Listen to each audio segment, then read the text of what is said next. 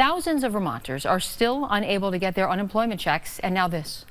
Thousands of more claims added to the mix. The Labor Department tells us another 13,000 Vermonters applied for unemployment last week, bringing the total to 78,000 since mid-March. 27-year-old Cody Salvador from Jeffersonville is just one of many who have applied for the benefits and can't get through to the Department of Labor to find out what's going on. This is what she's been experiencing all day. Okay, so just this morning I've called 35 times and it just goes to a busy line and then it hangs up on me. So we'll try again.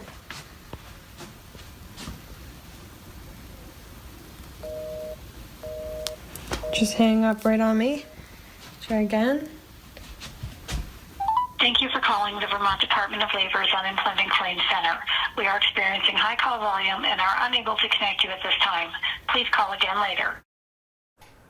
Governor Phil Scott, in his press briefing yesterday, took responsibility for the major backlog.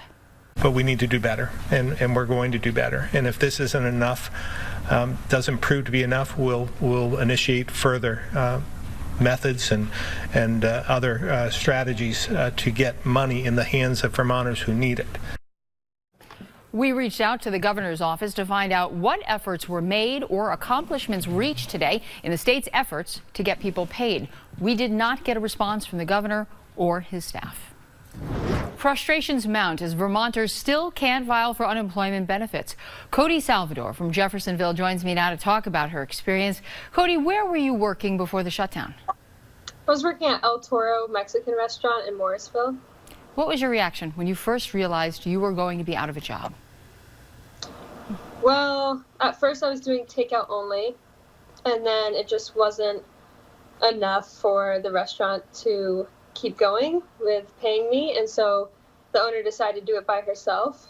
And it didn't really hit me till I started taking all the liquor bottles off the shelves, where I was like, wow, like I'm taking these off the shelves in case someone's going to break in to steal them. This is crazy.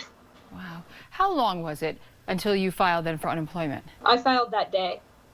And what happened? Tell me about what your experience has been like so far.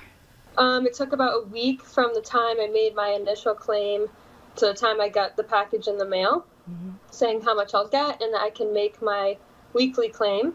And then I made my weekly claim, and I've made 4 weekly claims now, and I've received no checks. Not one?